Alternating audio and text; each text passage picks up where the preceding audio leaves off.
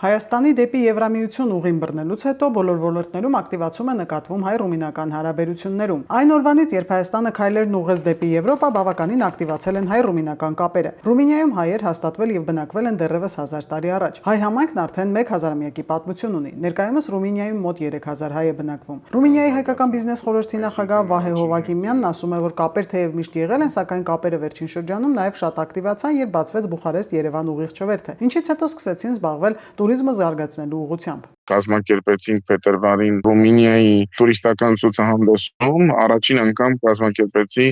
Հայաստանի տաղավարը, որտեղ որ Հայաստանի Հանրապետության туриզմի կոմիտեի հետ համագործակցության տուրօպերատորները եկան, մասնակցեցին եւ ներկայացրեցին Հայաստանը որպես ուղևորություն ռումինացիների համար։ Եվ դա եղել առաջին անգամ։ Կարելի ասել պատմության մեջ առաջին անգամ։ Վահե Հովակիմյանի խոսքով քաղաքական եւ մշակութային կապեր միշտ եղել են, բայց ակտիվությունը պետական մասշտաբով նկատվում է վերջին 1.5 տարում։ Ռումինիայի համար Հայաստանը դարձել է հետաքրքիր թե աշխարհաքաղաքական առումով, թե դեպի Եվրամիություն գնալու առումով։ Չեմ կարող չասել, որ նաեւ մեր դեսպանության եւ պարոն դեսպանի վերջին տարվա աշխատանքի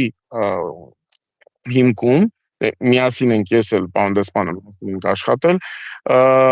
այս աշխատանքի հիմքում ինքը կարեցավ ավելի ամրապնդի քաղաքական, դիվանագիտական եւ նաեւ տնտեսական կապերը Հայաստանի եւ Ռումինիայի միջեւ։ Անշուշտ ինձ անձամբ որպես հայ նաեւ եւ ռումինացի եւ հայ, բայց ծագումով հայ, ինձ հետաքրքիր է, որ Հայաստանի Հանրապետությունը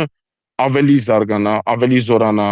այդ փոխադարձ հարաբերությունների հիմքում։ Այնուհետև նա ասաց, որ Ռումինիայի Կրայովա քաղաքի քաղաքապետին պատմել է Հայաստանի մասին, քաղաքապետին հետաքրքրել է Հայաստանը, ինչից հետո կազմակերպել են հայ տուրօպերատորների ինֆոտուր դեպի Կրայովա, քաղաքին հարակից շրջաններ եւ Բուխարեստ։ Վահե Հովակիմյանը նաեւ տեղեկացրեց, որ առաջիկայում նախատեսվում է Բուխարեստում բացել Հայաստանի Հանրապետության туриզմի ինֆոկենտրոն, իսկ նոյեմբերին նախատեսում են Հայաստանում կազմակերպել երկու երկրների փոքր եւ միջին բիզնեսների ֆորում։